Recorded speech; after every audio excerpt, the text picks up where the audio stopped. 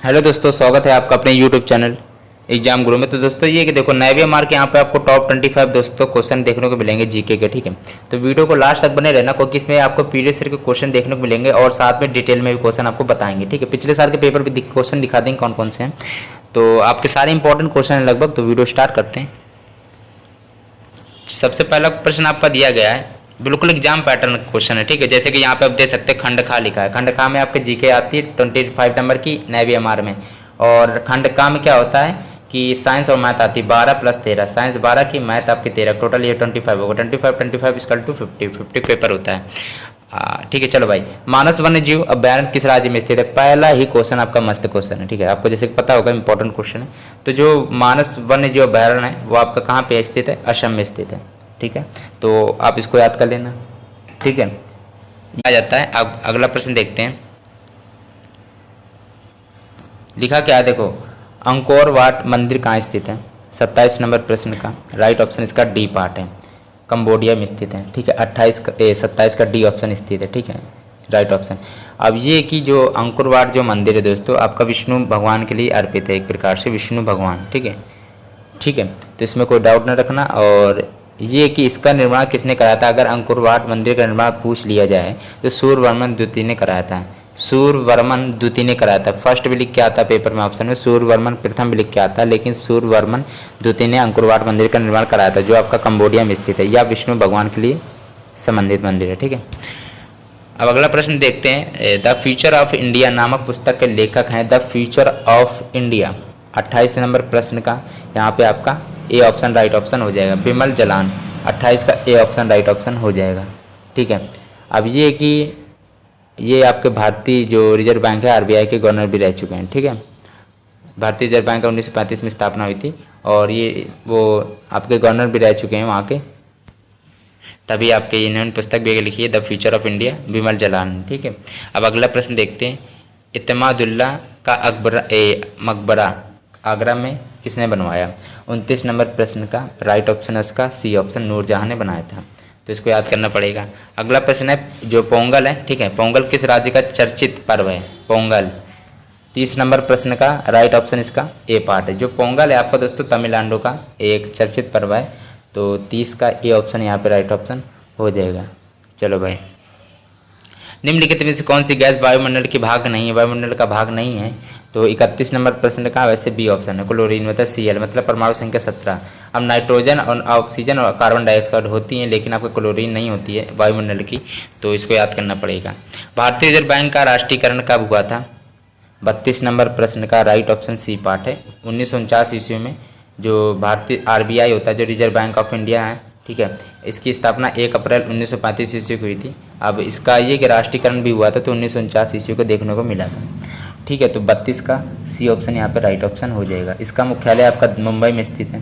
ठीक है, तो याद कर लेना। अब अगला प्रश्न देखते हैं। वह स्तूप स्थल जहाँ जिसका संबंध भगवान बुद्ध के जीवन की किसी घटना से नहीं रहा है? 33 का बी ऑप्शन है, सांची से। ठीक है, अब ये देखो सारनाथ और बौद्ध गया तो कुशीनगर तो आपने सुना ही होगा। ठीक है, तो ये तो सब आपको पता होगा इन सब के बारे में। ठीक है, इसमें तो कोई डाउट होगा नहीं। सबसे पहली बात ये है कि देखो आपको पता हो कुशीनगर जन्म हुआ था। ठीक है, अब ये कि सबसे पहला उन्होंने उपदेश अपना कहाँ दिया था? सारनाथ में। और इसे ज्ञान की प्राप्ति कहाँ हुई थी? बौद्ध गया में हुई थी। अब अगला प्रश्न है, पर भाई सांची से कोई रिलेटेड नहीं थे, भगवान बुद्ध का कोई वहाँ से संबंधित नहीं था, तो वहाँ पर उन्होंने कुछ नहीं किया था। तो ये ऑप्शन लिखा है ना, कौन सी घटना से नहीं रहा? तो सांची से नहीं रहा, इससे तो तीनों से थे। ठीक है, अगर अगला प्रश्न है, एक मिनट रुकना, बद्रीनाथ रुकना, एक मिनट। चलो भाई, बद्रीनाथ धाम किस देवता को समर्पित है? 34 नंबर प्रश्न का राइट ऑप्शन क्या होगा? बी ऑप्शन राइट ऑप्शन हो जाएगा। बद्रीनाथ जो धाम मंदिर है, ठीक, वो विष्णु देव को समर्पित है। अगला प्रश्न, पेंसिलिन की खोज किसने की थी? तो अलेक्जेंडर फ्लेमिंग ने की थी। ये बिल्कुल रटा रटाया प्रश्न है, तो इसमें टाइम लगाएंगे नहीं फालतू का। अब नंदा देवी राष्ट्रीय उद्यान किस राज्य में स्थित है? नंदा देवी राष्ट्रीय उद्यान आपका दोस्तों कहाँ है? 36 नंबर प्रश्न है, तो इसका राइट ऑप्शन डी पार्ट है। जो नंदा देवी राष्ट्रीय उद्यान आपका उत्तराखंड में स्थित है, 36 का यहाँ पे डी ऑप्शन राइट ऑप्शन हो जाएगा। ठीक है, फूलो घाटी के लिए अब ये कि देखो ये भी आपने सुना होगा, फूलो घाटी एवं जिम कार्बेट जो उद्यान है वो भी आपका उत्तराखंड में स्थित है, इसको भी याद कर लेना। फूलो घाटी और जिम कार्बेट राष्ट्रीय उद्यान आपको उत्तराखंड में है। लेकिन ये पिछले बार ये पेपर में पूछा गया था, जो जिम कॉर्बेट राष्ट्रीय उद्यान कहाँ स्थित है, वो दोस्तों आपका उत्तराखंड में स्थित है, तो ये भी याद कर लेना, ठीक है। अगला प्रश्न है, उत्तर प्रदेश विधान परिषद में राज्यपाल कितने सदस्यों को मनोनीत करते हैं, कर सकते हैं मतलब, या करते हैं? 37 का बी पार्ट 10। अब ये बात याद रखना कि मतलब कि जैसे कि डिटेल में 2-4 क्वेश्चन होते हैं, जैसे एक क्वेश्चन को हम जैसे 2-3 क्वेश्चन उसमें बता देते हैं, तो 2-3 जो क्वेश्चन होते हैं वो काफ़ी इंपॉर्टेंट होते हैं। जैसे कि जिम कॉर्बेट राष्ट्रीय उद्यान कहाँ है, तो वो आपको उत्तराखंड में। ऐसे क्वेश्चन जो पूछे आते हैं वो अक्सर इंपॉर्टेंट होते हैं, ठीक है, याद कर लेना भाई, ठीक है। चलो भाई, अब ये है कि उत्तर प्रदेश में जैन एवं बौद्ध दोनों धर्म का एक प्रसिद्ध तीर्थ स्थल है। 38 का राइट ऑप्शन बी पार्ट है, कुशीनगर। आपने इस क्वेश्चन में ये चीज़ सुनी होगी, ये राज्यपाल वाले में राज्यपाल सदस्यों को मनोनीत करता 10, ठीक है। लेकिन ये शायद आपने सुना होगा, राज्यपाल विधान परिषद के सदस्यों की संख्या का 1/6 सदस्यों को ही मनोनीत करता है। ये चीज़ याद रखना, ये क्वेश्चन पेपर में पूछा जाता है, ठीक है। ये वाला शायद हो गया, चलो ये बताते हैं।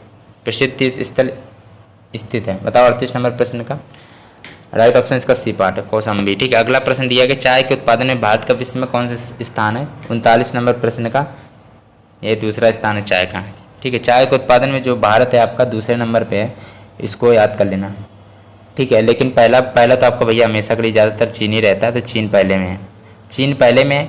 दूसरे में अपना भारत है, जो कि दूसरा स्थान पूछा गया था। अच्छा, भारत का कौन सा स्थान, तो भाई दूसरा स्थान भारत का है, ठीक है। और तीसरा अगर पूछा जाए तो केन्या का है, तो वैसे तीसरा नहीं पूछा जाता, पहला वो दूसरा पूछा जाता है, दूसरा ज़्यादा इंपॉर्टेंट है, ठीक है, क्योंकि अपना भारत देश है।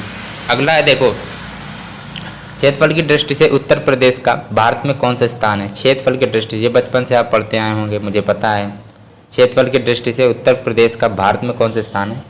40 नंबर प्रश्न का क्या होगा, बताइए ज़रा, बताइए।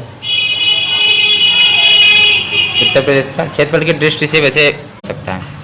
प्लासी के युद्ध में लॉर्ड क्लाइव ने निम्नलिखित में से किसको हराया था? 41 नंबर प्रश्न है, राइट ऑप्शन इसका क्या होगा?